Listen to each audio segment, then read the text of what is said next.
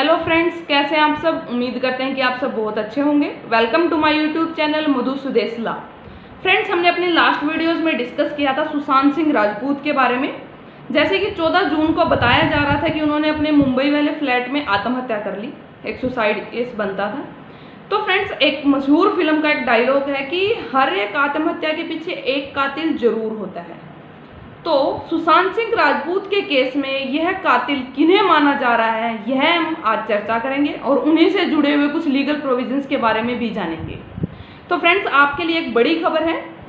बिहार में मुजफ्फरनगर की कोर्ट में एक अधिवक्ता, एक एडवोकेट सुधीर कुमार ओझा ने सलमान खान, करण जौहर, संजय लीला भंसाली और एकता कपूर व अन्यों को कुल मिलाकर 8 पर सुशांत सिंह राजपूत की केस का मामला दर्ज किया है। जी हाँ, इन 8 पर सुशांत सिंह राजपूत की मौत का केस दर्ज हुआ है।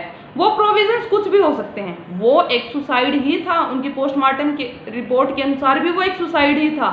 लेकिन जैसा कि हम बता रहे हैं कि हर एक आत्महत्या के पीछे एक कातिल जरूर होता है। तो क्या सुशांत सिंह राजपूत के केस में इन्हें कातिल माना जा रहा है? तो आइए जानते हैं कि इन पर आरोप लगाया गया है कि सुशांत सिंह राजपूत को 7 फिल्मों से हटाया गया था। जी हाँ, छिछोरे जैसी फिल्म हिट होने के बाद सुशांत सिंह राजपूत को काफ़ी फिल्में मिली।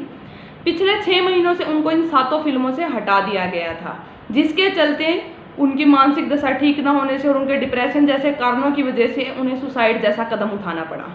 तो आइए हम आगे डिस्कस करते हैं। मुंबई के गृह मंत्री अनिल देशमुख ने आश्वासन दिया है कि मुंबई पुलिस इसकी पूरी जांच करेगी और आगे आने पर कंगना, प्रकाश जैसे कई अभिनेताओं ने भाई और भतीजावाद जैसी प्रथाओं को खोला है।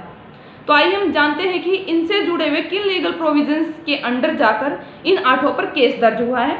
हमारी पहली धारा है धारा 109 आईपीसी, जिसमें अपराध के लिए उकसाने के लिए दंड बताया गया है। जी हाँ, यदि दुष्प्रेरित कार्य उसके परिणाम स्वरूप किया जाए, जिस काम के लिए उकसाया गया है, अगर वो कार्य उसी के परिणाम स्वरूप हो जाता है तो जो उसके दंड के लिए कोई स्पष्ट प्रावधान नहीं है। इसका मतलब है कि उकसाना किसी भी बात के लिए हो सकता है। ये जरूरी नहीं कि आप खाली सुसाइड के लिए उकसा रहे हो या कोई किसी को सुसाइड के लिए उकसा रहा है। उकसाना बहुत तरह का हो सकता है। आप किसी काम को करने के लिए उकसा रहे हो या किसी काम को ना करने के लिए उकसा रहे हो।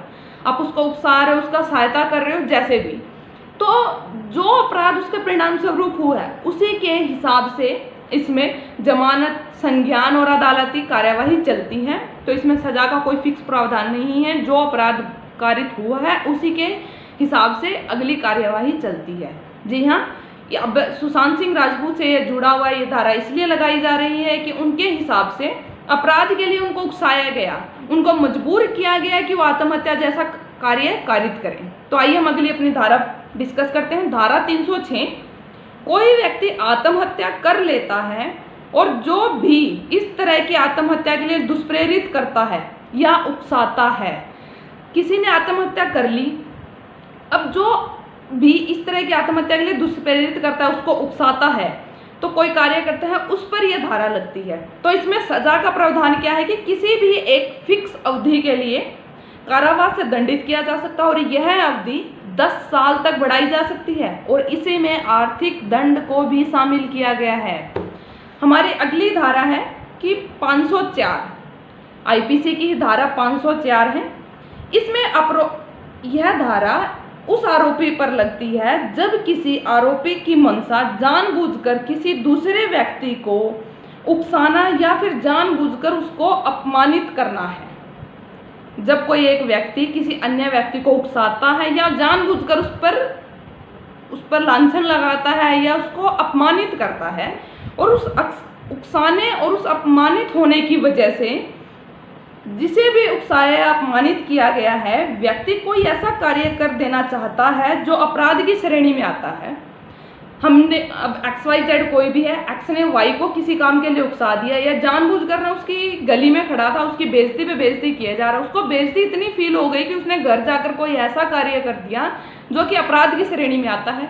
उस पर यह धारा लगती है कि अपराध की श्रेणी में आता है, अर्थात जिससे लोक शांति भंग होने का डर होता है या जिससे लोक शांति भंग हो सकती है, उस पर यह धारा लगती है। इसमें सजा का प्रावधान क्या है कि यह किसी एक फिक्स समय अवधि के लिए, एक सीमा समय अवधि के लिए कारावास की सजा और आर्थिक दंड भी हो सकता है, और यह एक सीमा अवधि 2 वर्ष तक बढ़ाई जा सकती है। लेकिन फ्रेंड्स इसमें एक प्रोविजंस है कि इसमें जमानत मिल सकती है। यह एक गैर संघीय अपराध है, तो इसमें जमानत के प्रोविजंस शामिल हैं। हमारी अगली धारा है धारा 506, जो कि इन्हीं 8 पर जब मामला दर्ज हुआ है, 8 पर केस दर्ज हुआ है, उन पर लगी हुई है। धारा 506 क्या बताती है? जब कोई व्यक्ति किसी अन्य व्यक्ति को आपराधिक धमकी देने का अपराध करता है, जी हाँ, कोई ऐसी धमकी देता है जो कि अपराध की श्रेणी में आता है, उस पर धारा 506 लगाई जाती है। 506 के तहत सजा का प्रावधान क्या है कि इसको 2 वर्ष तक बढ़ाया जा सकता है और आर्थिक दंड भी दिया जा सकता है। लेकिन इसमें 2 प्रोविजंस और हैं।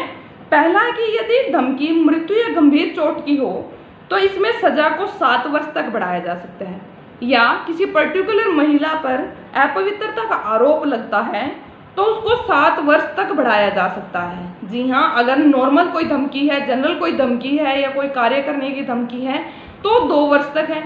अगर मृत्यु या गंभीर चोट की धमकी है या किसी महिला के अपवित्र होने पर कोई लांछन लगा रहा है, उसको अपवित्रता की धमकी दे रहा है, उसकी बेइज्जती कर रहा है, तो यह सजा 7 वर्ष तक बढ़ाई जा सकती है। इस पर विचारण फर्स्ट क्लास का मैजिस्ट्रेट करता है और यह समझौते योग्य है। इसके साथ ही चलते हुए हम आपको एक और खबर देना चाहेंगे कि सलमान खान और उसकी फैमिली पर भी आरोप लगाए गए हैं अभिनव कश्यप के द्वारा, जो कि दबंग फिल्म के निर्माता हैं। उनका आरोप है कि इन्होंने मेरा करियर बर्बाद कर दिया, यह अपनी मनमानी करते हैं, और अगर कहीं पर धमकी देने की बात होती है या किसी बात को दबाने की बात होती है तो यह बड़े बड़े गैंग्स या ऐसे किसी के साथ संबंध भी रखते हैं, या कि मेरे को इनकी वजह से ही मेरा करियर आगे नहीं बढ़ रहा है, जिसके चलते अब इन एलिगेशंस का जवाब सलमान खान और उनकी फैमिली ने वापस इन पर एक केस करके भी दिया गया है। तो हम आपको बता दें कि कंगना रनौत और प्रकाश जैसे कई अभिनेताओं ने भाई और भतीजावाद की प्रथा को खोला है कि यहाँ पर टैलेंट की कदर ना करते हुए जो फैमिली रेगुलेशंस चले आ रहे हैं उन्हीं के बेस पर होता है, जिसके चलते व्यक्ति डिप्रेशन में आता है, उसको काम नहीं मिलता है। तो ऐसी चीज़ों को उल्लेखन किया गया है। तो फ्रेंड्स, नए नए लीगल प्रोविजंस के बारे में जानने के लिए, अपने आम अधिकारों को जानने के लिए हमारे चैनल को सब्सक्राइब करना ना भूलें। लाइक और कमेंट करके अपने रिव्यू जरूर दें। इसके साथ ही हम बताना चाहेंगे कि आज हमने आईपीसी की 4 धाराओं के बारे में डिस्कस किया। धारा 109, 306, 504 और 506। आप सभी का मेरी वीडियो देखने के लिए बहुत बहुत धन्यवाद। नए नए लीगल अपडेट्स और लीगल वीडियोज़ के लिए हमारे चैनल से जुड़े रहें। आप सभी का बहुत बहुत धन्यवाद। जय हिंद, जय भारत।